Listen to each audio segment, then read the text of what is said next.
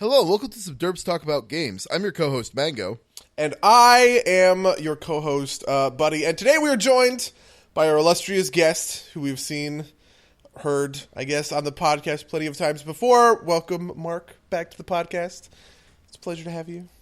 Hey everyone, it's a good thing to be back. I like being on every other D&D podcast you do. Today we're going to talk about bosses, but before we do that, Buddy, why don't you tell the folks at home what we do on this podcast? Well, it is pretty straightforward. We like to talk about games, and the games that I guess we're going to talk about first are the games that we are running. Of Runelords, Hell's Rebels, and Shadowrun just started. But because I'm egocentric, I guess let's start with Hell's Rebels. It's a little bit awkward because we always record this on, the Tuesday before the game. But we're 3 sessions deep, and so far we're 3 sessions deep with no combat because that's, I guess, how I play D&D. I personally like seeing this podcast go up right before the actual event. It's a good chance to review and get some other comments in. Yeah, it'd be good if I got my shit together and it went up right before the event rather than like a week later when I'm done editing it. Well, that's on you, not yes, me. Yes, it is. Yeah, I mean, it's one of those things where, I really like the direction I guess we've taken. I am a big fan of this, like, hardcore story-thizing. And I also think that it's important to give people, like, a proper context for, like, getting things in gear. But hypothetically, if you guys are, we'll maybe get to some combat tomorrow, I guess. It depends on how much people want to derail the choo-choo train and go do their own shit. That's always the case, but it's been a lot of fun, right? Like the what would happen last time we talked to the Shadow Veils. Beauregard had a stunning secret revealed.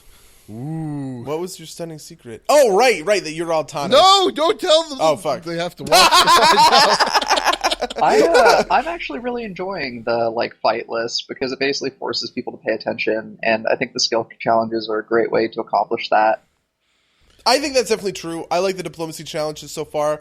I think the diplomacy challenges have been a little bit too easy. I need to make them a little bit more difficult, and I have a hard time because part of me wants to show, because, I can adjust DCs on the back end with circumstance bonuses, right? And part of me wants to adjust them down in order to force failures to increase the tension, right? And make it a little bit more of a decision thing. But also I had a tough time with the Shadow Veil one because you guys were making very solid arguments, There was one in Lyra's diplomacy challenge. There was one failure that was a bad argument. It was a circumstance penalty that got you guys a failure, but there just wasn't really the same kind of opportunity. I don't know. I don't know if it's too easy. I don't know if it's too hard, but I'm glad that I really like the way that they have turned out because I think that they are, I feel moving in the right direction. I feel for this style of gameplay though that is so long as the players are making good arguments that makes succeeding failing on a well spoken speech is always kind of a downer, especially if as a player you come up with something that you think will really ring true and it sounds good and then it fails because of a dice roll. It always feels really shitty. So I'm happy with the way it's going. Granted, Beauregard's talking a lot more than a lot of other players, and I don't know how everybody else feels, but I'm enjoying it immensely. Honestly, I think everybody's kind of I don't think there's anybody who's really left out to dry. And obviously this first book is a little Beauregard focused compared to some. There's later stuff where you guys aren't going to be in Kintargo, and that is going to be that's going to be where players like Weirin and Rakax shine compared to super Kintargo centric Beauregard. Right. Yeah, it makes a lot of sense. I think that's a tough kind of aspect to just D&D in general. It's the the campaigns are so long and drawn out that it can almost feel like this is almost the case in Rune Lords. Actually, Kenzo has had a lot of specific storyline RP. Same thing with Rufus, and I think we're just now getting into the place where the Wooden Wanderer is getting his story, right? his Arabe story, is yeah. also this chapter. Ooh. Yeah, and I Just imagine spoilers. that Khan is forthcoming. I think we're on record as saying, we've established it in the podcast that your hatred or displeasure with books 4 and 5 or something of Yeah, books 4 and 5. So he of gets Rune Lords is where stuff that leaves the tracks a bit. Yeah, Khan's kind of an interesting case because the tournament was kind of his, but also because I don't really know what I'm doing with his character, full disclosure.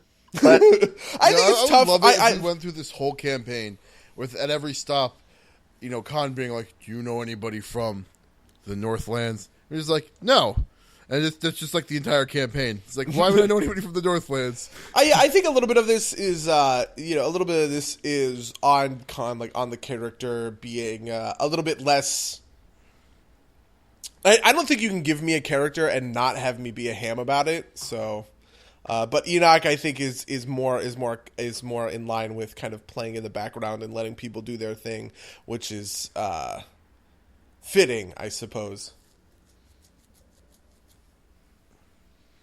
Yeah. Yeah, and then we played Shadowrun. Should we talk about Shadowrun now? Do we talk about it next session? I don't even know how this works. Well, go for it. So just so you guys, so you listeners at home know, it was not broadcast. It was a test session.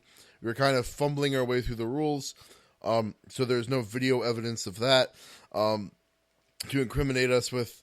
But we will start broadcasting that soon, and I think that all of us that touched it really enjoyed the system and really enjoyed the change of pace and the kind of like. We're going very pink mohawk with this set. It seems. Honestly, I actually think that's better. I think it's a good In a break weird from way, the more serious campaigns we I usually run. think so as well, and I also think that this is also something that's going to be more or less unique to GMs. You know what I mean? I don't think I'm gonna like when other people take over Shadowrun. I don't necessarily know that I'm going to do pink mohawk, right? Like, but it's very fitting for who Nick is. So Yeah, that's very true. you know. Though honestly, I think I would prefer to do pink mohawk just because I kind of almost want to prove. Are we gonna rotate? Prove that I want to. Yeah, gonna eventually. rotate? I Oh, think. that's I sweet. think that's. Once we get, because the other thing is like bringing other people online into the game is going to take some time. So this is, I guess, this is like really, really far down the line stuff. But the modular nature of Shadowrun, I think, makes it easy. No, I actually had an idea. Like, this hasn't been vetted with anybody or anything, so no promises, listeners. But I had an idea where, like, eventually, like, those of us that GM could just each pick a mega corporation and run missions for those mega corporations. Oh, see, that would be neato. That sounds reasonable to me. Yeah. I also think it would be a great place to kind of like battle test the what do we call those? Oh, the vignette styles where like one person runs two or three sessions in a row that are their own kind of its own little complete mini campaign.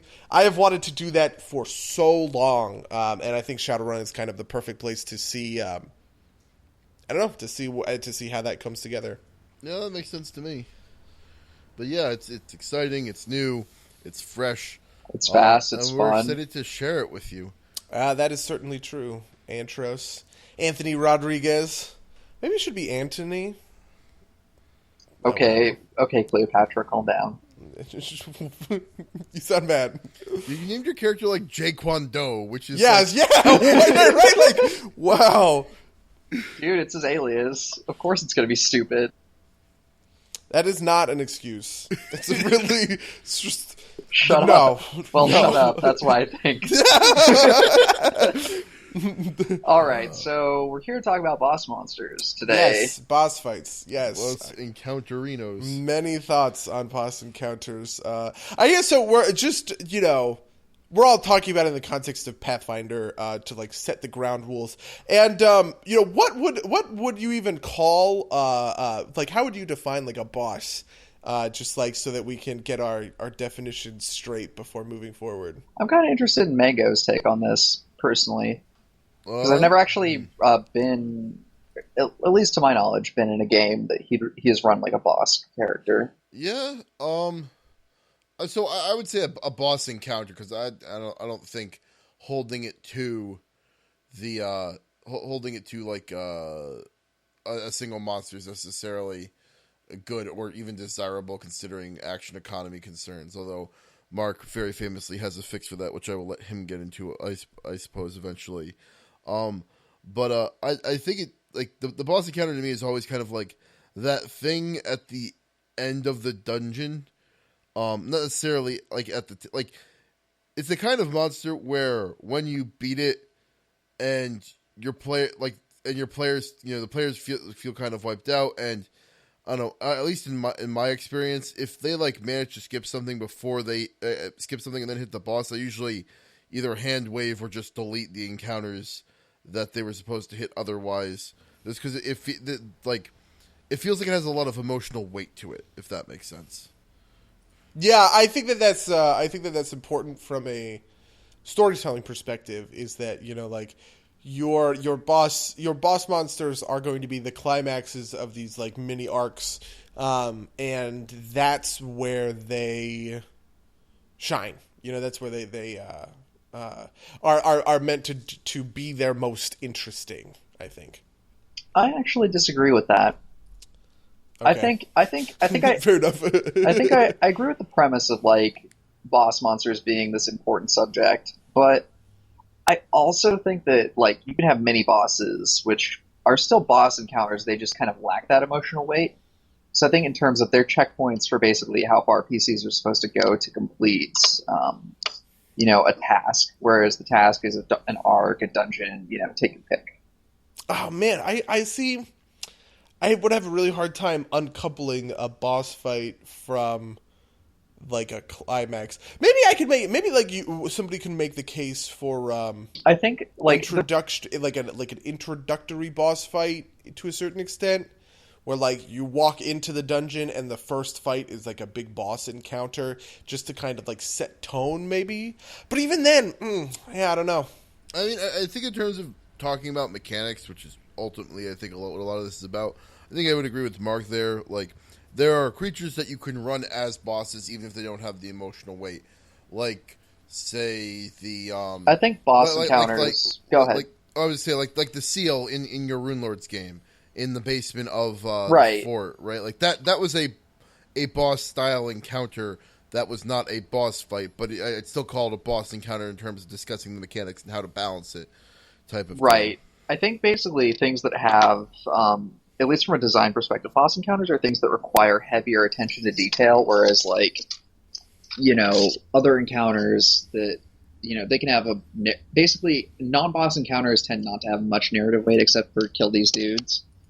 But the boss encounter doesn't have to have that. It just has to have an attention to detail. And like a final boss encounter has both.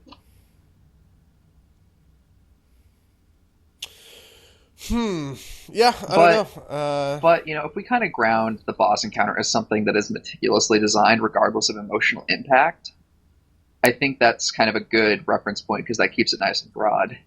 I mean, I guess I meticulously design a lot of stuff. Yeah, I feel that. Okay, I get that. I also think to a certain extent, I would be okay with defining some of these things as like mini bosses, right?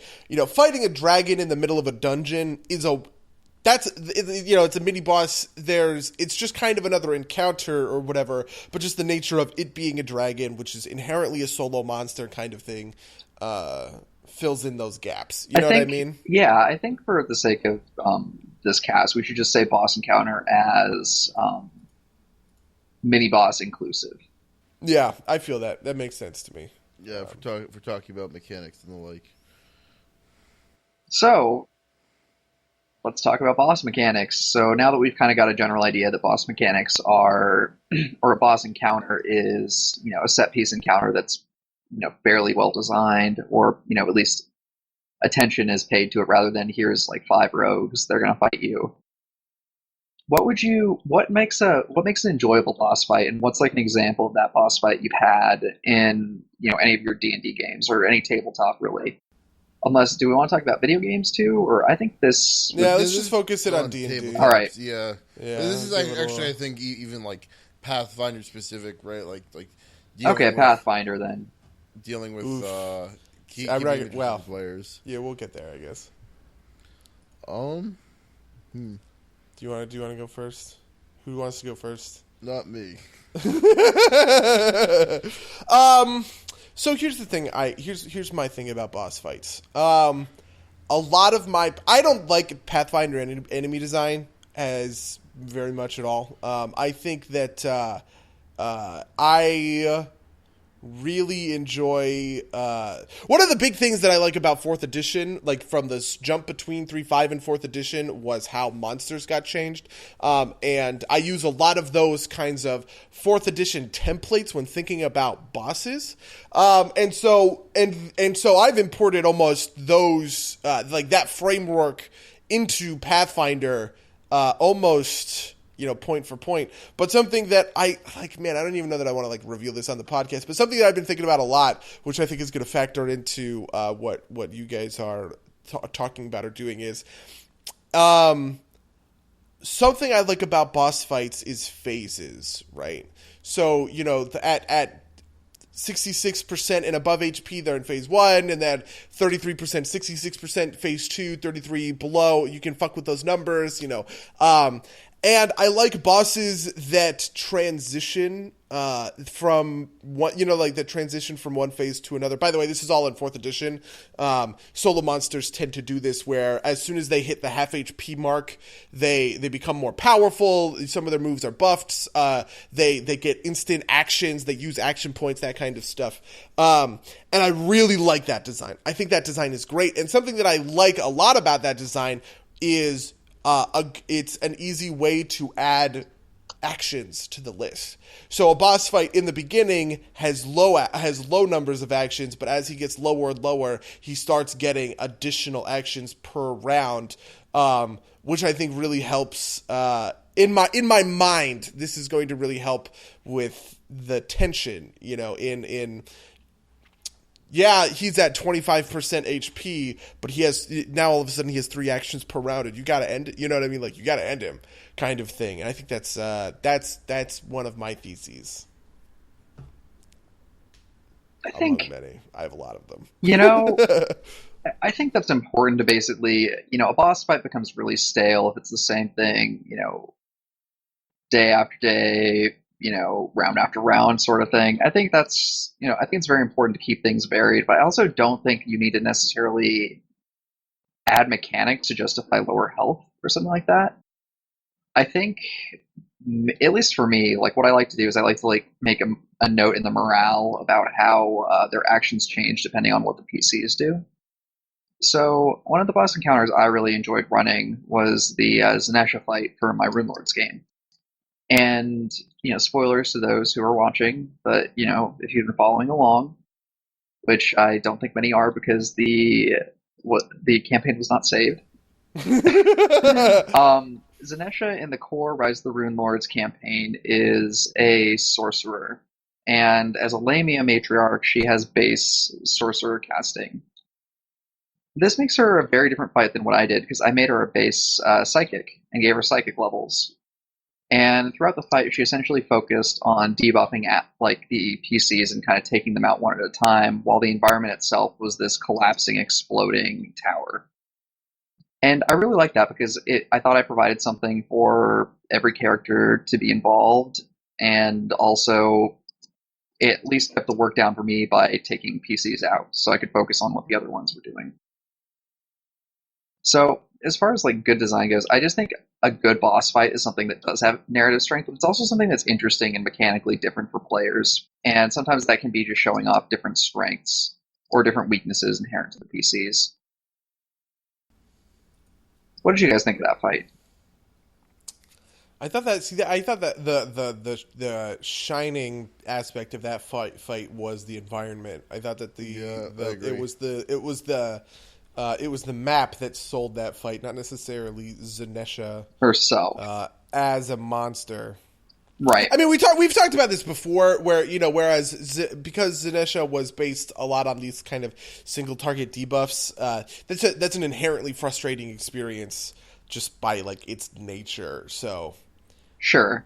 I guess like I don't think frustration is necessarily a bad thing. I think it's a bad thing in excessive doses, but I think a little bit of frustration makes it like. Sure. I don't. I'm not trying to say it's bad because it's frustrating. I'm just trying to. I'm saying the thing that sold that fight to me was not the element that I found frustrating. Right. It was the element that I thought was cool and interesting, which was the map. See, So why don't you talk about the map, or Mango? Why don't you chime in a little bit too? Because I think making a good map for a boss fight is just as important as the boss itself having good mechanics. Yeah, I definitely feel that. I mean, I think that can be important. I don't think that needs to be true. I think a boss can stand on its own in terms of what happens. I think it helps though. It can. I don't think that's 100. Like I think that there's this kind of balance between like you don't want so many things happening that like either the players feel overwhelmed or they feel like that there's what's the right way to put this? Like there's a point at which like you can kind of go fuck around with something else instead of the boss fight. I don't think that's great. I mean, I get where you're basically having alternatives to just hit boss real good, right? I think that can be true. I think some boss fights are great just with hit boss real good. Like one of my favorite boss fights in recent history was the end fight for Iron Gods. I love that fight, and that was mostly hit various creatures real good. Yeah, but even that fight had ads, Right, but that's not an environment thing. That's a creature thing. I don't know. I think that might count as a little bit of environment because I think. So I'm just saying that wasn't just we weren't just it wasn't a DPS we didn't all just race. Go okay. Yeah, it wasn't a patchwork fight where we all just walked up to Unity and beat stick him as hard as we possibly could. Sure, there were other things to focus on. I was dealing with ads. So if you want to say that like mechanics other than beat sticking, then yes, that's very important. But that doesn't always manifest as the environment. Some doesn't always that manifest as ads. Sometimes that manifests as you were saying earlier, buddy. Extra mechanics on the boss creature itself.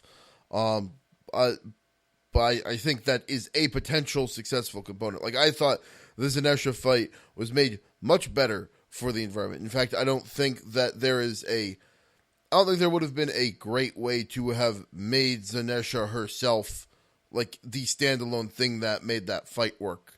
I think that whole area just kind of pulled together really well, and it worked together as a fight environment, as it were. I also think, as far as like bosses in Pathfinder have a weakness of the action economy. Yeah, this is the point that we've been dancing around for a lot. So I think the action economy. Right. I think that's kind of the central difficulty of bosses, at least from a GM's perspective of like managing them, and making them challenging. Especially if you have an oversized party. Right. So for all the theater kids out there, this is why the action economy is important. Because a boss monster hypothetically only gets one round per, or one round per initiative. One round per or one turn per round is the terminology I'm looking for. They only get one turn per round, and the party gets 4 to 5. Right. This gives the party so many more options to deal with the boss than the boss has to deal with the party. Which is why have you just adopted this at this point? Like your bosses get two actions in the initiative order baseline? Well, what I do is I adjust their CR based on a template. So I either give them the Agile Mythic template, or I use the Elite template, which basically gives them an extra round among some other benefits. So for those who are looking for a more kind of raw way to beef up their bosses, the Agile Mythic template I think is the simplest way of doing it, because it just improves your monster and most importantly gives them a second turn to act. Oof. Yeah, see, I don't know all that much about... this is kind of what I mean by saying I pull a lot of my enemy design from 4th edition. I haven't really paid attention to all, there are a million templates out there that I've never read before. The Elite one is obviously one I'm familiar with because I guess that one's in the core rulebook or whatever. Or no, I'm thinking advanced.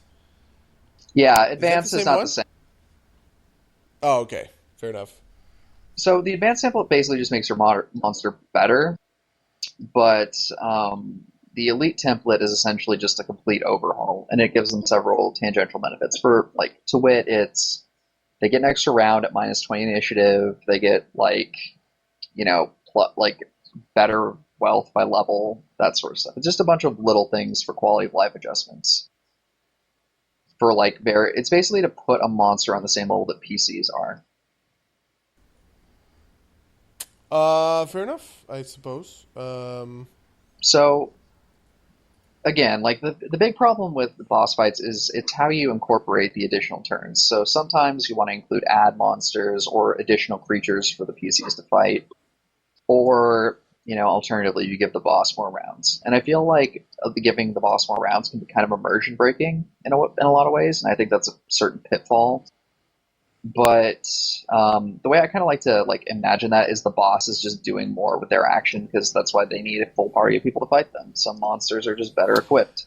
Interesting. See, I kind of think that I just kind of feel like at that point the simulation is an abstraction. So I don't know. I've never had a problem with that. I've never felt that way about monsters. Does that break your sacred contract, Mango? So long as the rules are understood, so long as everybody kind of goes into the game and say one of the things I do to balance boss fights is give them extra turns. That's fair game. So long as it's written into the contract, it's not broken.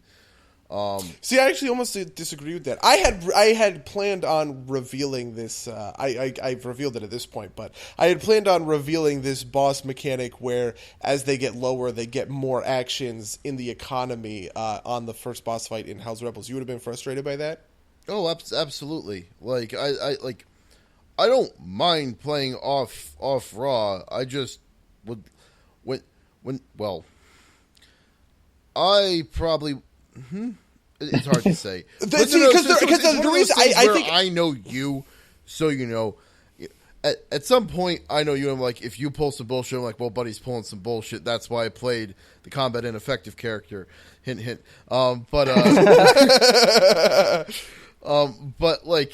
if you were just some dude I knew, and at the first boss fight, you were like, oh, new mechanics for bosses, I would have been like, that's not this what is shenanigans. Yeah, and if at the end of the day, it's one of those things where if it's well implemented, I have fun in the fight, I'm probably not going to make a stink about it. But all things considered, I'd rather know going into sacred contract. See the thing. So my perspective in this whole thing is that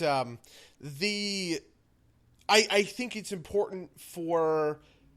It's going to be obvious, right? It's not like it's not going to come out of left field, right? It's you get the boss to a certain threshold, and I roll a second initiative on the thing and tell you, hey, look, this boss, you've enraged the boss. He is now stronger because he is lower HP, right? And I think that having an encounter where that's a surprise, where that's a mechanic that you've never seen before, and you have to deal with that on the fly is. That's something that's like worthwhile for players in that kind of way. I don't know. That was the genesis of this whole thing. I don't really put a lot of value on a surprise. I agree with Buddy. Actually, I think it's good to keep players on their toes a little bit, and I just think it's a fine balance between what's a surprise and what's an ass pull. And I think that just depends a lot on your players. By the way, I also think another half of this is that it codes bosses in a very obvious way for players down the line. This is a boss kind of thing. Yeah, when you're fighting a guy, and all of a sudden he gets a second initiative to pop on the thing, oop, this, obviously the story is going to code them a boss fight, XYZ is going to code them a boss fight, but that's a mechanical way to code something as a boss fight, is by saying, as this guy gets lower, his abilities change up a little bit, and he gets more actions in the action economy. I also think so. Another piece of this that is important to me is I want the boss to stay dangerous up until the end. I think in a lot of boss fights, I agree with that. What ends up happening is, as the boss gets lower and lower and lower, it almost becomes a slog to finish it. And there's and it's the danger is the boss at high HP at the start of the fight, and the danger goes down and down and down and down. And I'm hoping to reverse that. That's the slope of that tension by saying, okay, as you do more, as you go harder, he gets tougher. And I think that's pretty important. I think I tend to agree with that as a concept, and I think that's kind of anti-simulationist. But you're playing a game, right? Like if it was a perfect simulation. Yeah. Tabletop's not the way. Yeah. My argument wouldn't be an argument to simulation, right? No, your argument's basically like you should go and expect. You should go and expect if someone says X and you do Y. When Y wasn't in the range of options, it's not enjoyable. I think you kind of hit on it, that like there's a difference between a surprise and an ass pull. And like adding an extra initiative round is like, I feel like that's dancing right on that border of like what's an ass pull and what's mechanically viable. Like I think there are enough mechanics already in the pool, which include like the mythic template and whatnot, that you could surprise your players with kind of like the toolbox that exists. I'm also this is also just kind of like a wariness of kind of untested mechanics, right? Like I trust Paizo to put some effort into the things that they do, so I feel very confident pulling a tool out of that toolbox. Whereas the hammer I cast myself might break. I've had them break. I've had my own type of adjustments. Ones that I thought were fairly safe, like increased health pools backfire on me in boss fights. Yeah, you see, I actually don't like increased health pools on boss fights. This is actually a problem with 4th edition boss fights, is they have these giant health pools. So it does become a bit of a slog in just like wailing against, like the boss just soaks so much kind of damage that it's like, it's almost not even fair. I think it loses its snappiness because it just gets boring. Like, you're just it's a little bit like Destiny, you know what I mean? Like you're just like plinking off like into fractions. I think at some point, I think that for most Pathfinder encounters, you do need to raise the base health. I just think people do too much damage. I just think players do too much damage. Like I don't think monsters do, because it's distributed over a party in theory. But players that focus fire a boss, like they do way too much damage for it to live through, unless like it's unhittable. Well, I think a couple of other pieces. I think a couple of other pieces also factor into it. I think so. Part of the 4th edition enemy design is the differences between a couple of different like enemy subtypes, right? Like you have leaders and you have artillery and you have lurkers, right? And all of this stuff. And part of that is that like a brute. Like the ogre has a low AC but a huge hit pool, whereas the soldier has a high AC but a medium kind of hit pool, whereas the sorcerer has mirror image, right, but a tiny hit pool. You know what I mean? And I think those kinds of things are also very good at making bosses tankier. I also wonder, allowing a couple of different ways to like approach that. Is dodge tanking fun though to be like against? I wonder. I don't think it is. It's not. Yeah, I feel like if you miss like I can missing see every round is not fun. I can see kind of balancing it around like, okay, your super accurate guy is this guy's bitch basically, right? Like that's the point. You have a guy who just is really good at hitting things, and he's the only one who can get the boss. Okay, sure, but by the same token, you can't make it so that the other players that try and hit him are unable to do so. Or, unable to affect the boss. Man, how do I feel about that? See, I actually don't know that I agree. I think that, you can have a person that's hard to hit as like one, like if you have like a 4-man boss fight, right? Like the ringleaders, Right. of the local gangs, or whatever. You can have one of them be near impossible to hit, so long as you have like something in the middle of the room to kind of wail on. Or even you can even have it be the boss if you have like I think a bunch of ads in the room that the person who's a little less like the rogue versus the swashbuckler or whatever. See, I think a piece of this, I don't know that I agree with that because I don't think that every character should be equally as effective against every fight. But the thing, know what I mean? that's to true, be minimally effective. But they have to have something to do. I think there's always other options, right? And for specifically for like a dodge tank boss, right? Like let's say you have a dodge tank boss. I think your options come into other places like, are you going to try and set up... and I also think that a part of this is setting up weaknesses for your bosses, right? Like, are you going to be able to set up flanks in order to get the attack bonuses you need, kind of thing? Or maybe maybe True Strike all of a sudden becomes a really effective spell for the sorcerer to cast, or the magus to cast, or whoever, kind of thing. Those kinds of things are... there are options to get past... dodge tanking. I think dodge tanking in the context of Crane style in the so. Oh boy, let's not talk about Crane style. I think guaranteed dodges along those lines, guaranteed dodges like deflect arrows can run into dangerous territory. But just having a boss with a very high AC or with a blink or displacement or whatever, I don't think that those are. I think designs. I think it depends. I think for blink or displacement, I think you're fairly fine because that's like it's coming and it's there sort of thing.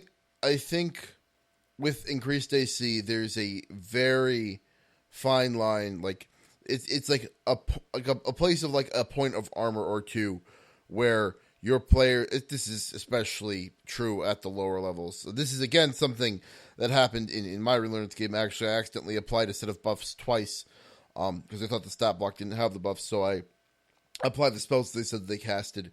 And it made the AC just high enough that, of like the 6 or 7 rounds of combat, the boss got hit like twice.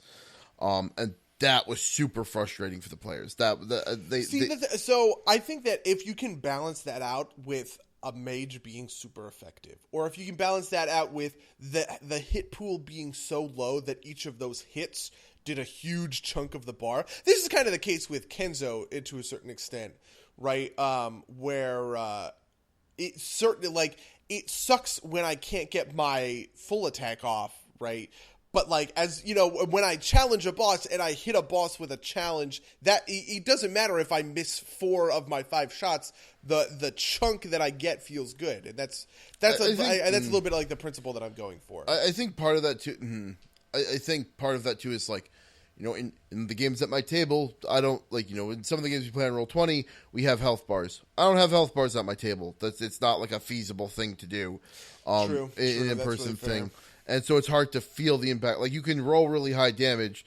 And then just not know what you're actually doing kind of thing. Yeah. And most of the time that manifests as, what? But I did X damage to them already. Why aren't they dead? Yeah. Which is like the opposite of what you want. So, and I think the other part of that is, like, you're right, buddy. There are places where a well-prepared mage can shine, but you rarely walk into a boss fight knowing that that's the case. Yeah, like there are very few times when you're running through the dungeon and you're like, I predict an X up ahead. Good thing I've prepared Y, Z, and T, which directly counter them, which is kind of the thing that would work in that situation. I think if you set up the encounter to do that can work, right? If you can set up your players for success in that way, which kind of in a weird way leads to this kind of what I want to call it like a paradox, right? Like, if you give if your players are cognizant enough to like prepare well ahead of time, you can make the boss fight harder. But if they kind of go at it whole hawk, unless like you're trying to prove a point that you need to prepare for your boss fights, then you kind of want to make that boss fight easier because you want the fights to be approximately beatable, right? Sure.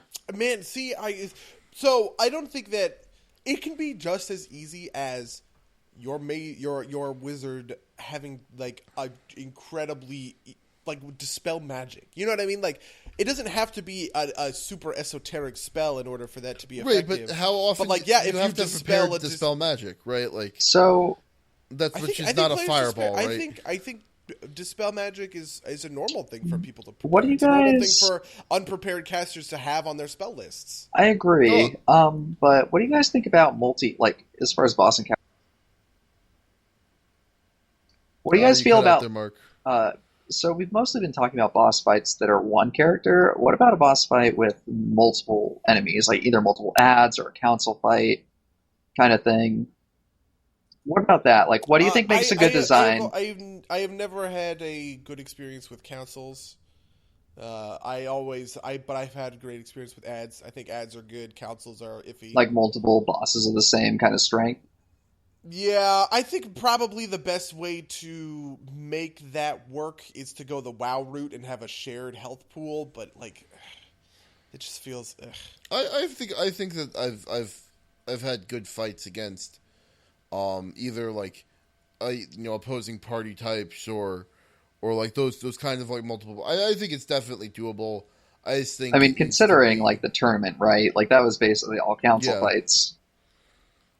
Yeah, I think they can go well. Absolutely.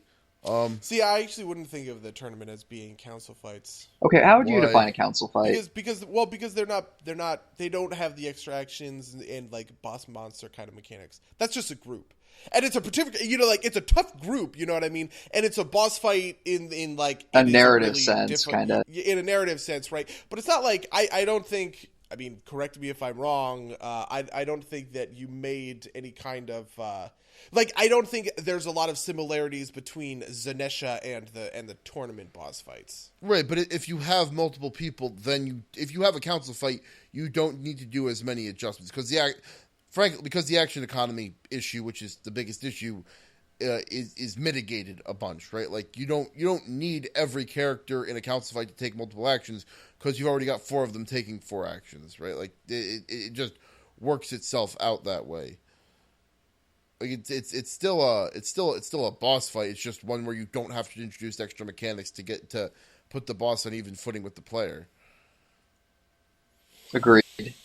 Like I think I there's don't know. some. I just think that falls outside of our kind of like mechanics. I don't know because like focus on how boss fights come down. I mean, I feel like that's a potential solution, right? Like you throw. Did you reveal the name of the woman on top of the tower in your Lord's game? I don't want to spoil it if Zanesha. No, the one that we're about to fight. Lucretia. Yeah, Lucretia. Zanesha and if we fought Zanesha and Lucretia at the same time, I could see that fight working. You just don't need to give them 2 actions, right? Like you literally take the Zanesha fight, but you make them You give 2 of her or whatever. Yeah, and you just run it like that. And I think that fight, it's got a different flavor, and potentially it plays out a little bit differently. But I think it works just as well as the double initiative Zanesha. See, but at that point, it kind of stops being like a mechanically boss encounter because I think that double initiative, those kinds of things. At that point, it's just I disagree. It's just a tough encounter. I disagree because you still have in that case you'd still have the tower falling down around you. You'd still have that stuff isn't unique to boss fights either, though.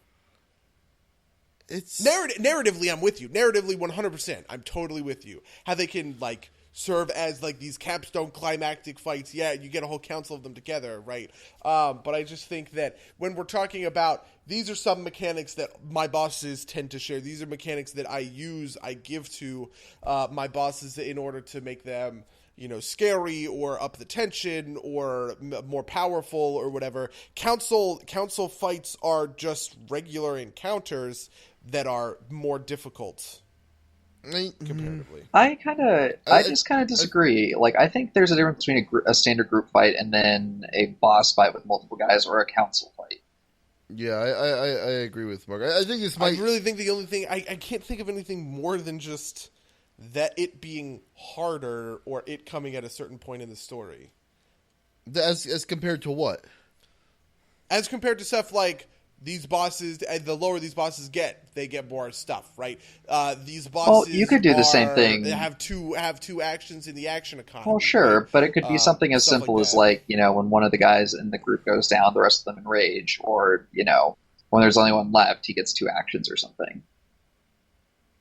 Yeah, and I also feel like that if you use ads, you shouldn't be adding on these things that you're talking about as heavily because you're fixing the action economy problem by adding ads. I think that ads with so if I have a dragon with ads and the dragon has extra actions in the economy, I think that's balanceable. I think that's balanceable. Down and have it be less than your dragon by itself. Yeah, obviously. Sure. I would. Sure, so it's just a matter of degree at that to be honest, point. not even all that obviously, because I think, for instance, in the boss design that I'm talking about, hypothetically, if the ads are in the fight and hypothetically, there's ads in the fight, there's the boss, right? You know that you should take out the ads before you go after the boss because the boss is just going to get more dangerous as you bring it lower.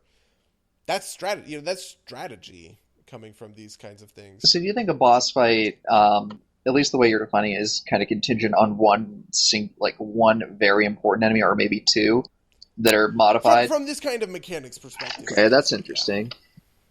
I think, but like I said, I think that a council fight can be a boss. A council fight can be a boss fight. It can be in the same place as a boss fight narratively, right? I just don't think it shares all that many mechanics with what I'm talking about in regards to solo monsters or but monsters with ads, right?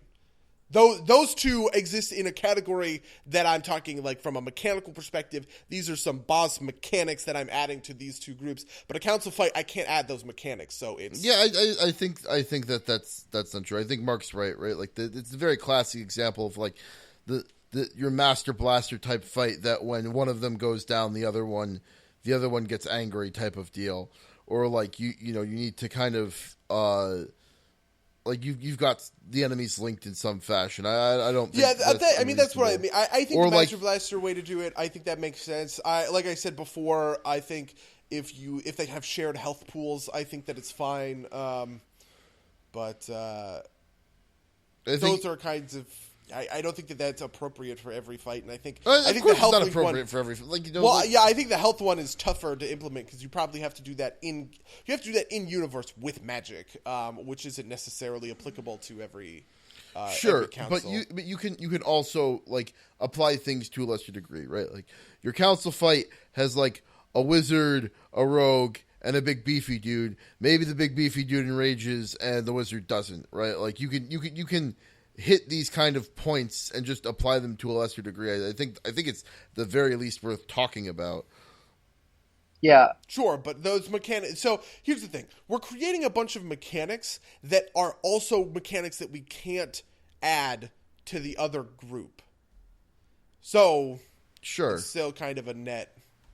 I don't know. I just think it's just gonna... I think, ultimately, a boss fight is more than the sum of its mechanics. And obviously, you want to make every single fight in, a campaign well designed, like in theory. But I think adding on mechanics to really raise the impact of one particular fight or one particular enemy, I think if you look at it from that way, Buddy has a point that, there's a difference between fighting like, okay, here's the rival adventuring party. Then you don't really add on it. You don't really add anything else. It's just this very tough group of dudes. Whereas like with a boss fight, and it's just one guy, that person has to be exceptionally tough. Whereas like fighting, but by the same token, like I think if you fought like 3 bosses and each of them had 2 actions, that would be kind of interesting too. Like I think you can do both. That's the point in between, like the twin boss or like if you had like 5 guys with 2 actions each. Yeah, I see. I think the twin boss kind of straddles the line. I think twin boss you could make that work. Twin boss, each of them having 2 actions, or they enrage down to get more actions. I think that's designable. 3, 4 bosses, that's rough. It depends. It also depends. For the purposes of this discussion, let's assume a 4-man party because you can do 3 to 4 bosses much easier if you've got a 6 to 7 person party. But like we're gonna keep everything in the 4 to 5 range. I Yeah, think just just I just think 4 to 6 is probably fair because like with 6 that's kind of a PFS table. But sure. for The sake of point, argument, like you want to keep your yeah, numbers as low as possible without you know. yeah. I think that um I think that there. So what I'm thinking about when we kind of like, pulling inspiration for these kinds of signaling events and like how you set these things up. I'm thinking about things like, say, Dark Souls and Bloodborne, or like a lot of character action games where like, most of your fights against the mooks. Um, well, I'm not saying that they're not well designed. I think they are intentionally low impact, right? Like you don't want every fight to be this kind of like you Horrific want kind of. yeah, you want your special fights to shine. And I think that like you need not necessarily I don't want to say that they need to be bad fights, but I think that they by necessity need to be lower impact, fairly standard fights in order to make those good moments really shine. Right? You need that kind of balance over the course of a campaign, right? Like I don't think boss rushes are particularly interesting in either tabletop or video games. See, I don't know that I think that mook rushes are particularly interesting either. This is a part of what I like about 4th edition and why I kind of campaigned so heavily for it in my own way, because the enemy kind of these templates, right, where you walk into a room and it's 4 archers and 1 ogre, right? That's a fight. This is a fight of mooks, right? And in 4th edition terms, that's 1 brute and 4 artillery monsters.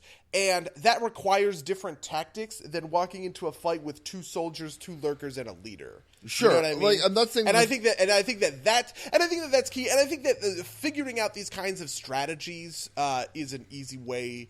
Like I don't particularly want those fights to be difficult, or as difficult as the boss fights are, and I don't think that they need to be as mechanically complex, right? If that fight were to go down in Hell's Rebels and Enoch's Cavalier Rakax tanks the brute while the rest of the party focuses on blowing up these archers on their back line, and then you all coalesce again on the brute, I think that's very straightforward tactics, and I wouldn't want to, you know what I mean? Like I wouldn't want to make that too difficult, right? That is an appropriate strategy for taking out this, for taking it down this encounter. But a strategy is required more than just. Sure. So I'm gonna run up and punch guys. I don't think that's any different from what I'm saying. Like I'm not saying that the fight should be poorly designed. I'm saying that they're by necessity need to be fights that are relatively low impact, right? Like that when you walk. Okay. Like I guess I'm coding low impact a little bit in the sense of like almost like boring or like too, because I think there's also the case where that fight with the artillery happens where everybody comes in and they focus on the brute and they just get peppered with arrows, and I think that's like good a strategies and bad strategies, but just walking up to 4 knights and meleeing down these, you know what I mean? Like I think that can be. I think that's more of a general encounter design rather than a boss specific thing, though. No, it definitely is. I just want to like answer that specific thing. Okay. I think every encounter should have tactics and strategy to it more than just. Okay, I've got a question actually directly follow up on that statement about tactics and strategy. You want every fight to have tactics. I think we all do, right? We want our players to think and not just be like, "Blow, I full attack every round." I think that, or rather, how do you balance that with your desire for like surprises and these kind of like unexpected things, right? Like if nobody knows that your boss is enraged when they get low health and get extra action when they get with low health, how do you prepare? Like how does a party prepare for that if that's not a thing that they know can happen? If you want them to strategize around it, that only lasts for the one encounter, though. The first time, yes, that is supposed to be. It's kind of like an XCOM. The first time you meet a new alien, you have no idea. You know what I mean? Like, Okay. you walk into a sectopod. What the fuck does a sectopod do? I don't know what a sectopod does. I'm just gonna, I'm gonna just try some stuff, see what works, and that's a little bit of what I'm kind of hoping to go for in that sense. It kind of isn't going to work. I mean, it probably will work. Nobody in House Rebels listens to this podcast, so I'm sure they will be plenty surprised when the first boss rolls around, and he gets stronger and stronger as he gets lower and lower, right? But it's something that'll be easier to figure out basically for the rest of the campaign. I think you're hitting on something that's accurate, but I think you're missing a piece, which is in your example with XCOM. When I see an enemy I've never seen before, I know that I don't know what it's going to do. When I see like this theoretical boss character you throw at us, I don't know to not expect or to not know what to expect. Known unknowns versus unknown knowns kind of thing. It's kind of, yeah. Well, I mean, to be honest, I kind of feel like D&D should almost be a case where every fight is running into something you don't know. Actually, this is a bit of why I think that it's important to keep this kind of stuff on the down low and secret from players, because I don't like a version of D&D where players can instantly code what monsters are and what they do. I heavily agree with that. Like, I think it's a huge problem that I can throw ghouls at someone and they know the stats what and the everything. Yeah, they know the stats. They know the danger of ghouls. They know your characters don't know that stuff, and I think that it's important to obfuscate it in a lot of ways. And I think that's fine for, a ghoul is something that when it walks up, you'll be like, this is like a decayed fleshy body, and maybe the player knows what a ghoul is, and you're kind of fucked from that perspective. But when most boss monsters aren't necessarily things you haven't seen before, especially I'm thinking Hell's Rebels, a lot of boss encounters are probably going to be like just really powerful dudes, right? Like really powerful humans or devils or sentients, right? Something that you can reasonably look at and be like, well, that's a human. I know how humans work generally. And if you throw if you throw those types of mechanics down them, you don't know to expect them to behave differently, which is kind of my. I also think that's part of it. I think that yeah, in book 3, if you guys are walking into an encounter and it looks like a regular encounter, but all of a sudden they're all succubi. The boss to 66. Well, no, I'm just saying if you drop the boss to 66, he pops in another turn on the tracker. Now you know he's a boss. You might not have necessarily known. So yeah, there are going to be plenty of times when the boss monster, it is the last room of the dungeon. Obviously, he's a boss. It is this named NPC that you have been tasked to go hunt down. Obviously, he's a boss, right? But I definitely think that there are some times when like a boss can come out and come out of the woodwork and surprise. See, I think if the mechanics are doing the job of surprising you with this, like, I think it's bad for the reveal that this character is a boss to be in a mechanical way, right? For that reveal to be the fact that he gets a second turn on the turn tracker. I feel like that's something that's much better serviced by a story element. I think it can go both ways, personally. Like, I think it's like, it's one thing to say like, okay, well, Mandarin Zuzu is a boss, and it's like for sake of argument, like, let's assume that's true. He's going to have multiple turns on the initiative tracker. But, like, if you encounter some, like, giant monstrosity in the woods, you don't know, like, until it kicks on that second turn, you don't know how, like, screwed you are, kind of thing. And I think being able to pull that out and be like, oh, not do it frequently, but when you do it, be like, okay, this guy's tough, and then it's like, oh, yeah, we should probably be afraid. Sure. I'm not talking about the giant monstrosity in the woods, though. I'm talking about like a dude, the Yoda. Okay, like the Yoda, right? Like the guy who like at some point, leaps up and like starts slashing with his lightsaber, and you're like, holy fuck! And that can be a very fulfilling type of thing to happen, right? Like an oh shit, we're in deeper than we thought they were. But I would much rather that happen at the start of the fight, or not even at the start of the fight, just like in a story detail rather than in the reveal that they get a second turn on the initiative. So, like, what would a story reveal be? I think that I see, but here's the thing. I think those are not mutually exclusive. I think they are paired hand in hand. I think mechanics need to.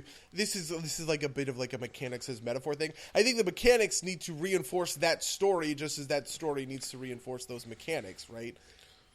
Sure. Yeah. Like I think that Yoda encounter where the story indicates that he's a super huge badass, but he has no mechanics that goes with it, that's weak. In the same way that, this is just some random whatever and there's no story to it whatsoever, but all of a sudden he pops on, a bunch of buffs and extra shit on the initiative tracker, and it's like, I think that's equally a problem, I guess. Yeah, no, I like my point there was that like I don't think the justification of essentially hiding that holds water in that scenario, to kind of like spook you into knowing that these are greater enemies. That's the greater dog take on it, at least. I think sometimes, the story isn't always definitive, you know what I mean? And sometimes people, sometimes you're up against a named NPC and it's, and there's a question, is he a boss, right? Is this going to be a boss fight? And that's, and having that question answered definitively by mechanics is fine. In the exact same way, right? I think walking up to a guy and saying, you know what, this guy is a named NPC. I know he's tough. I know he's strong. I know that, he's going to be a boss. I'm not even in the encounter yet. And I know that, I'm not going to be able to fight whoever without it being a boss fight. You know right now, Barzillai Thrun is a boss fight. You know that because of narrative reasons. You don't know that because of mechanics reasons. Sure. And that's the reverse is true in the backside of it. Yeah, Sure. I think so. We talked about kind of like the context of boss fights in story and what a boss fight is. What are some things you like to see in a boss fight from a mechanical standpoint, besides like the fact that it gets more turns? Like, what are some mechanics or strategies you like to see bosses employ? See, I think bosses should have clear strengths and clear weaknesses, and require complex. But boss fights should be the most complex, like strategical and tactical fights out there. You know what I mean? So they should have clear strengths, clear weaknesses, also be full of surprises. I'm sorry. I'm speaking a little bit from like a GM perspective. Okay. In the sense of, right, like when I'm designing a boss, I'm thinking about it in terms of this, right? I know that this guy is a dodger, and that's going to be rough. But I know that, the magic can be dispelled, or I know that he loses his dodge bonus when being flanked, or like these other kinds of things that are hints and that are helpful. And I think that those kinds of strategies are the right way to do it. And I think a lot of the time this is going to be accomplished just by environmental design. Sure, I think something that you consistently harken back to the strategy thing, and I think that's all well and good. But again, I'm going to bring up that like, strategy can't exist without information. Like your players have to be prepared to approach something strategic. Like they essentially have to do recon, and that's not always going to be the case with your players. And if your players stumble into an enemy and they happen to have the right spell spares, that's not strategy. That's luck. I also think there's a certain element of emergent gameplay, and for instance, go ahead. Well, we knew walking into the most recent Rune Lords fight, right? In that thing, we created a strategy on the fly where we were kiting these guys back into a choke point, right? That was a strategy, right? We didn't know walking into it. We adopted it halfway through the fight, right? I positioned myself specifically so that if anybody tried to move past me to hit the back line, this didn't end up happening. If anybody tried to move past me in the back line, I could use standstill in order to prevent them from doing that. That's part of this is what I'm talking about. These are tactical decisions. These are strategic decisions being made in the thick of it. But there are some things that you can't do it. Like you can't if you only have prepared casters and the strat, like the clear weakness is to cast Dispel Magic on the buffed up creature. You can't prepare for that without some sort of reconnaissance knowledge, or you can't. And even if your spontaneous caster happens to have Dispel Magic, that's not strategy. That's luck that you have. Like I see. It's answerable in both senses by. It doesn't necessarily have to be in the encounter. If I know that I'm going up against, whoever this mage. If my job right now is to hunt down this person, getting Dispel Magic to pop some of her buffs off, that's a good plan, right? Sure, but that's prior knowledge. Sure, right, but that's what I'm saying. I don't think that it has to be. Some stuff is going to be in the encounter positioning tactical stuff. Some stuff is going to be out of the encounter tactical stuff. Sure, but my point is simply that something like a boss whose clear weakness is if you strip all of their buff magic off of them, they're very weak. That has to be an encounter that can be scouted. That can't be a stumbled into encounter. Yeah, that's fair. That's my point. That there's these very separate categories of what you can do if you know that your party is going to be prepared or not, or if you want to tell your party that they should be prepared and shit on them. I also think that there's parts of this. Yes. See, this is also going to maybe frustrate you, but I also think that there are parts of this that are places to just add mechanics and ways to make up that difference that you're describing, right? Like maybe maybe Dispel Magic, maybe you haven't prepared Dispel Magic, but there's something in the environment that allows you to dispel the magic for, you know what I mean? Like, and if you're paying attention to that, you can unlock the secret, right? You can also do it in something like this is something I think about. I like the idea of flanking bonuses, removing certain other kinds of buffs. You know what I mean? Like if I'm a huge dodge tank, I think a cool strategic answer to that is to just surround the guy and deny him that ability to be super agile, right? That's a real answer to that problem. I don't know.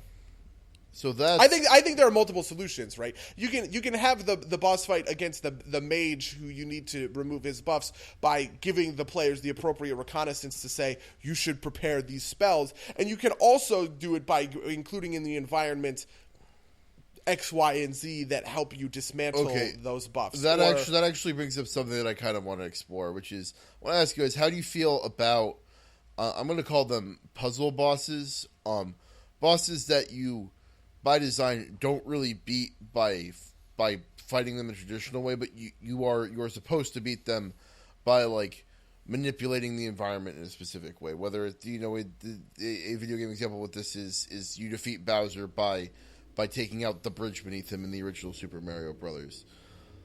God, what a shit game.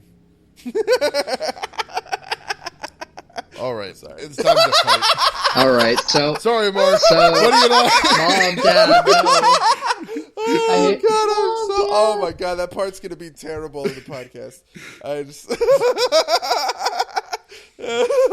feel like it's not even about the boss fight. It's not even about the boss fights anymore. It's just watching Mango and Buddy fight vocally.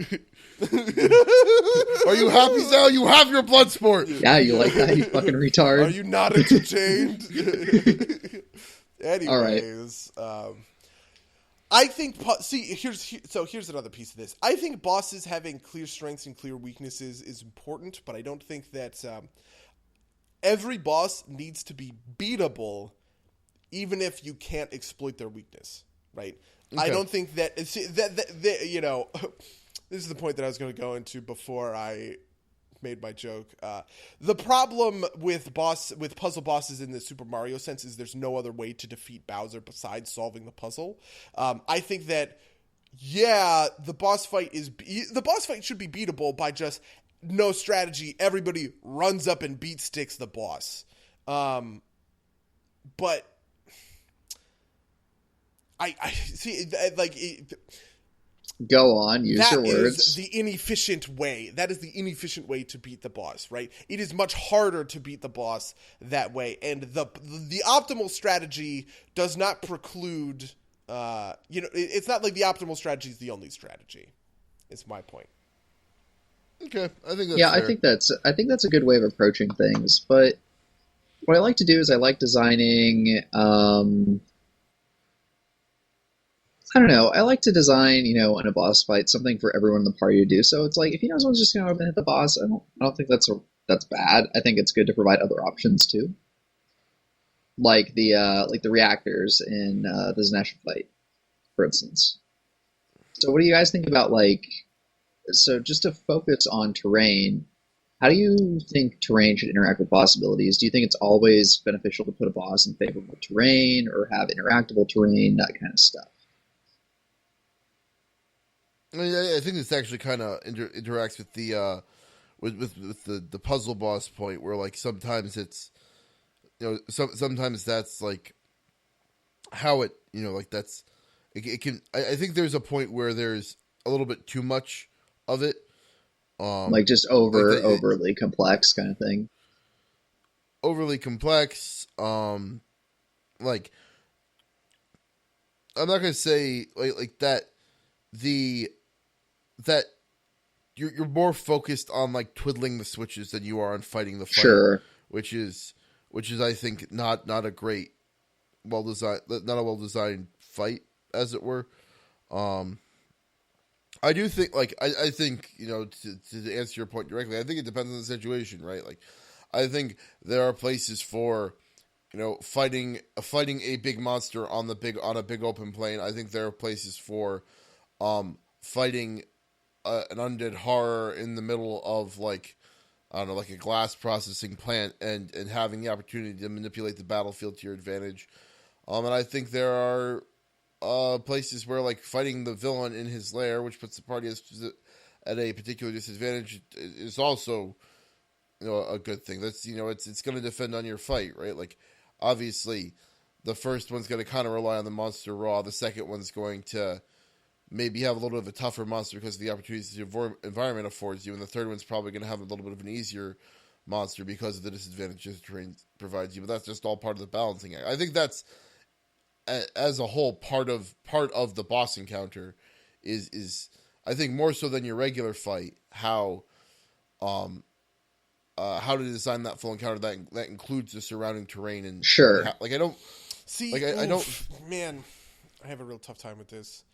Part of me thinks that it's contrived and that's not necessarily great. Like, part of me thinks that it's, as much as it is my responsibility, I also think there is responsibility on the player's side, right?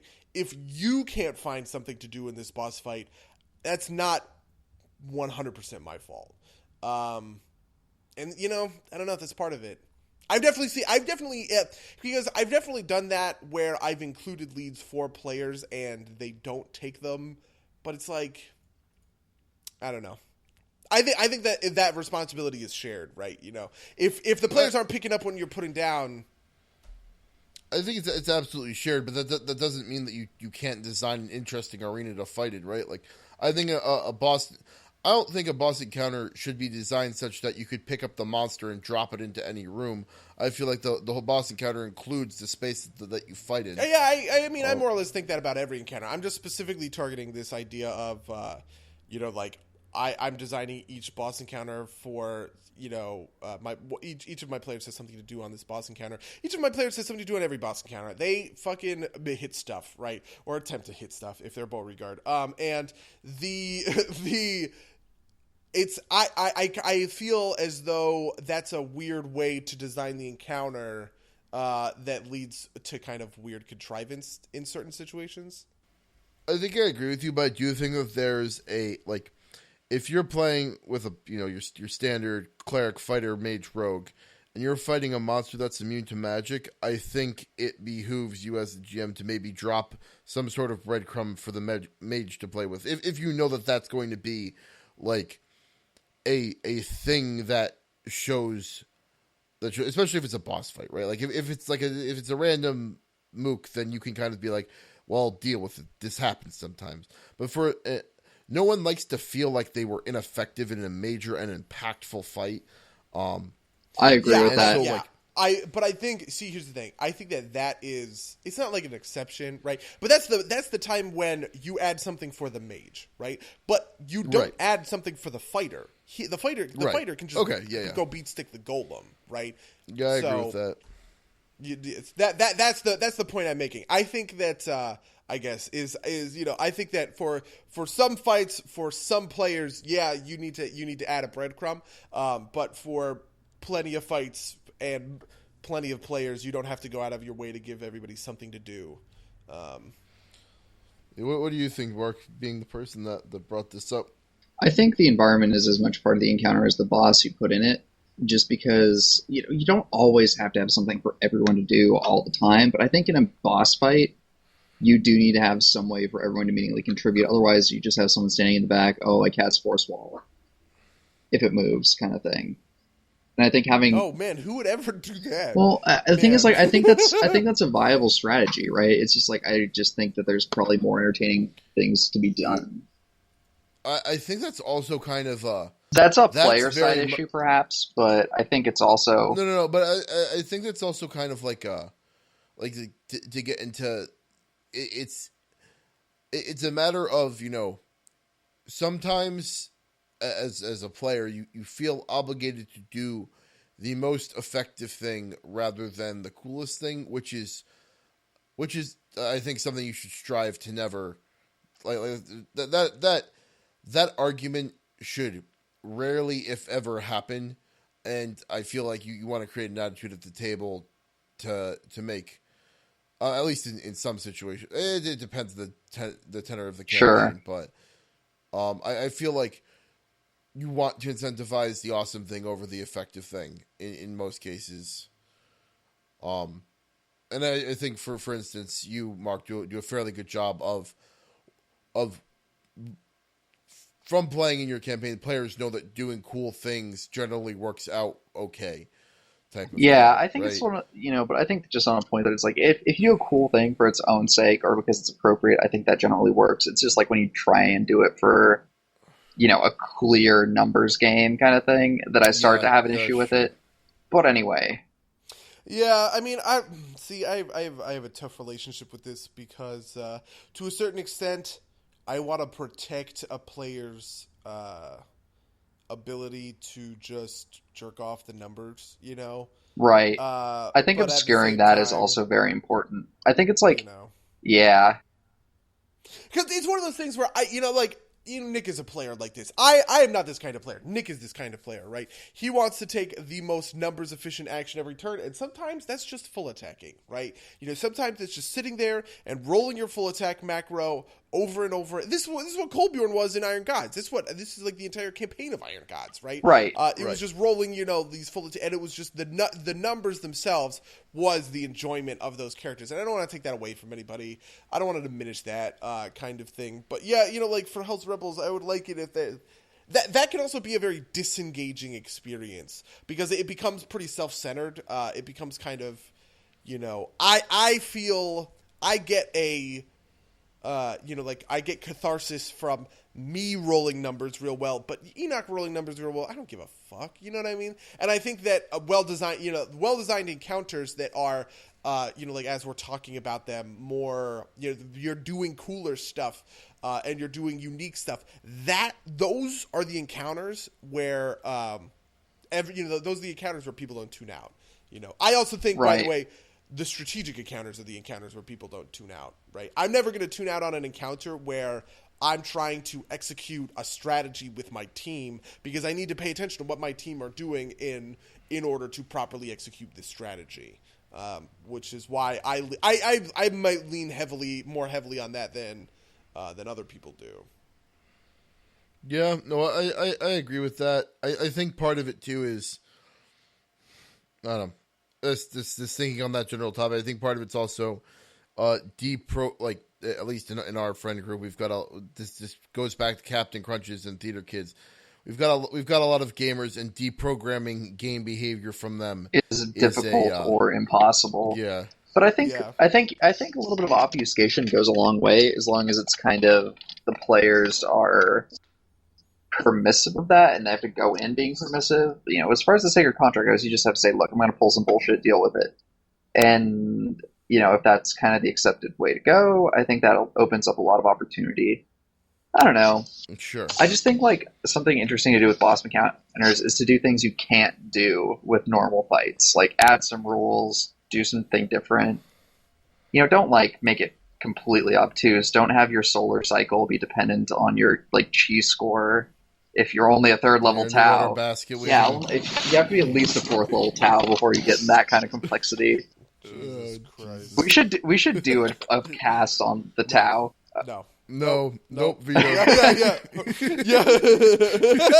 Hard veto. Well, fine.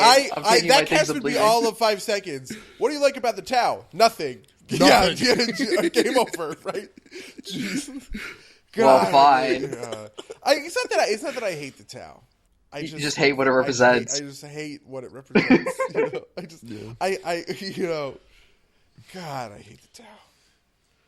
What book is that in, Mark? Because we could probably do a cast where it's like Buddy and Mango rip apart review some third party bullshit. Buddy and Mango destroy totally Mark's sacred Hey, cows. by the way, I think I'm gonna make another. Warlord class. Not soon, but I was thinking about it yesterday in the shower. No, that's not true. While I was pooping, I was like, "Why isn't there a good artificer class in Pathfinder?" There's a lot of them. How would I do that? What are there? There's a lot of like homebrew kind of variants. I'll link some of them after this.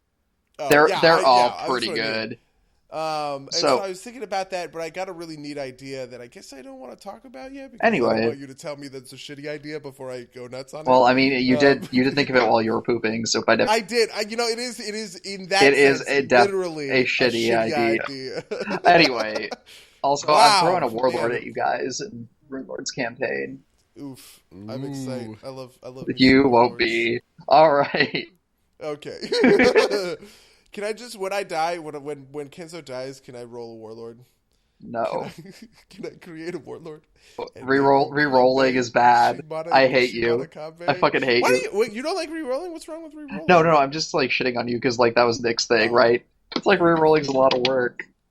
Oh yeah. I know. I anyway. What he was getting at. But okay, back to like the boss fights. So in that boss fight, warlords. Killing people?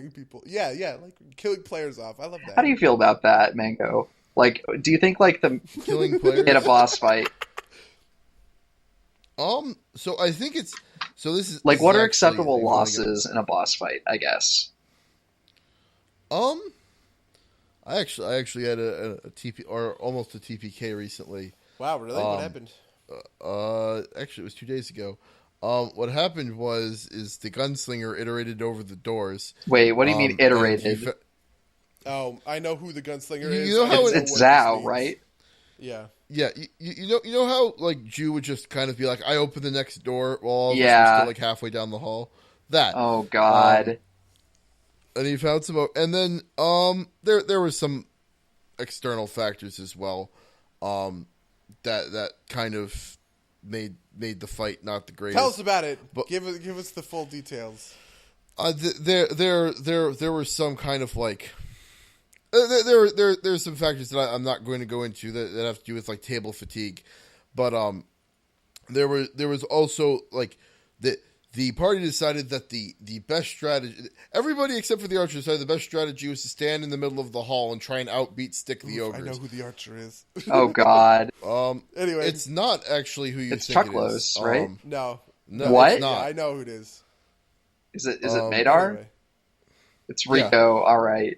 Anyway, sorry. Go ahead. So as kind of to the table fatigue point, he hadn't played in 3 months, so he had his thinking hat on, and went and hid in a closet. But like they just tried to stand and outbeat Stick the Ogres, and it didn't work out. And so, as kind of happens. Yeah. So the way I handled that was kind of, it's actually almost at exactly the same point we are in your Rune Lords game.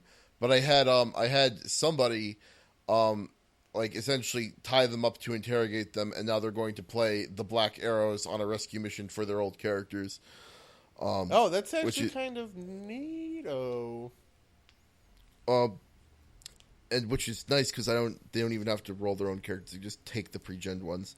And I think that, like, when you get to a certain point in the game, forcing someone to re-roll is not fun, right? Like, it's not like, especially for things that like there are moments where it's good to die, right? Like, where it's fun, like, you die in an epic standoff, right? Like, but if you die, or if you die because you did something really stupid, I think is also okay. Sure. Well, but like the line between those is really. If you die because you did something really stupid, that's a punishment, which is a thing that you can do, right? Like, punishing the players is not always wrong, yeah. Wrong. But that is a punishment. Oof, Can I tell you something? I'm killing a sacred cow in Hell's Rebels. This is going to be a hardcore sacred cow to kill too, especially for certain boss monsters. Yeah, so there's this kind of like unspoken rule that when a player goes down, they're allowed the time to kind of bleed out and stuff like that. Yeah, I don't like that. I think that enemies are going to try and execute players, and that's something you guys are like. That's part of it. People are going to have to deal with that. Okay. Not in a like. See, the thing is not in a hardcore punishing way, because I think it should all be coup de grace, which you're gonna have to. That's something that gets set up over multiple turns, and is interruptible, so to speak. But it's one of those things where I really don't like this idea where like, oh, a player goes down, he gets knocked unconscious, and all of the enemies scatter away from his unconscious body to go fight something else. I kind of want them to, you know what I mean? Like I kind of want there to be a little bit more tension in that. Sure. I think the reason that mechanic exists is to give players a little bit more time. I think that the justification story wise is fairly simple. There, it's like they have beaten this character, and killing the person does not take them out of the fight, and so they're better served helping the rest of the fight. I think that's definitely true, and it's I'm not trying to say that every single encounter is going to behave this way, but.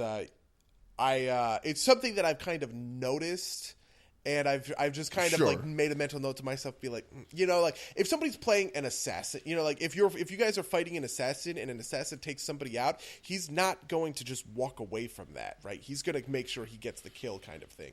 But if you're just fighting a bunch of fucking thugs, right? Yeah, the thugs are more. Thugs are not concerned with brutally murdering you guys. Oh God! No, I think there's a situation for the inverse Iron God situation, which is somebody knows that they're fucked, so their last act of vengeance is just be an asshole and coup de grace. And I think that's fine too, but I also think that I think that's also okay. I think that's also something that. Again, that like to go back to, this is not so much sacred contract as it is just kind Dick of like table attitude, right? Like, I feel like it's a disservice to the players to not let them know that that's the kind of game you're running. Oh well, yeah. Right? If that's the kind of it's also it also can be kind of obvious if it's like, oh shit, we all just like almost TPK'd in the first encounter. Welcome to Dark Souls.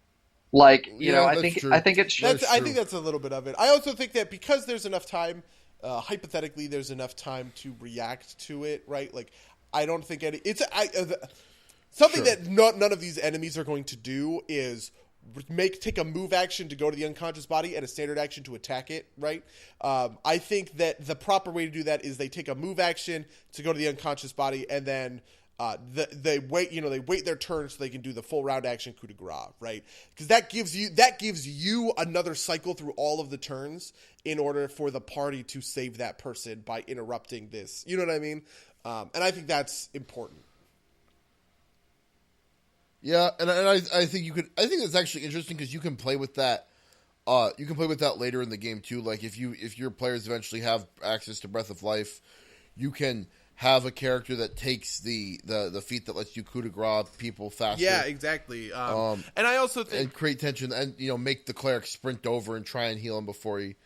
Yeah, I 100% agree with that. I think lethal play like that is pretty good in a world where resurrection isn't the worst thing in the world, which is, I really wanted to fuck with it some more in Hell's Rebels, but I could never kind of come down on any rules that I liked as a substitution for the in-game, raise dead, resurrection, true res kind of stuff. Yeah. I feel like we could maybe even do a whole cast. Yeah, I definitely think I think there's a whole cast there.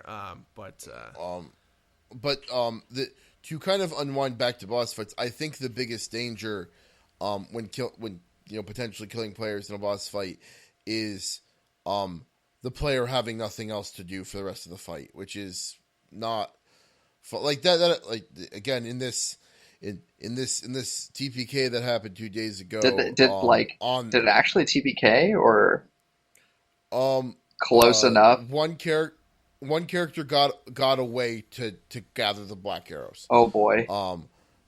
And no one died. Everybody's bleeding out on the floor, and then as the character runs away, he hears voices like, "Ah, bring them to my lair to God. Yeah, I actually like that. I think that's a pretty good save in the instance of a TPK. Because otherwise you run into Buddy's favorite trope, which is a bunch of NPCs show up at the nick of time to save you. Yeah. And it worked well for that specific situation. But to get back to the original point, the gunslinger that was iterating went down in the surprise round because he was damaged from the previous encounter and the like. And so... after a couple rounds, I let him control one of the ogres, just to give him something to do. That is actually a really neat idea, because that worked really well in Roll20. I can just give somebody control of a mob on the fly. I'm not super... So, again, it depends on the table attitude, right? Like, you can't have players getting mad at other players for killing their characters if they're playing their enemy character. I just don't know if that would work. It's hard. It's difficult. Jeez, holy fuck, man! How do I feel about this? Yeah, like I think even from my table, it wasn't the greatest idea, but I wanted to give like. At the point which I gave him control of the character, I thought it's late. It's the benefits of having him not literally fall asleep in his chair because he has literally nothing to do is better than the potential frust at the table. I think that's I think it can go both ways. Yeah, but anyway, I don't know. It's like, do you trust your players to not be no assholes about it? Like. Man, how do I feel about that? I think it's a good system. I think that's cool. I just don't know. Yeah. Yeah, because honestly, sometimes I kind of want to almost like say that's just a casualty of war. Like your character went down. And that means you're going to just kind of be out for the rest of the fight. Sorry, that sucks, but, it's just kind of one session. It's one session of, like, 100. I don't know. Yeah. I think... Jeez. Even as soon as I said that, I kind of don't even agree with that logic. It's one of those things where, like, if you want to build kind of a culture of interest at the table, that does not help with that at all. And it's again, sometimes you hope that like the player can just kind of nut up and be like, okay, that happened.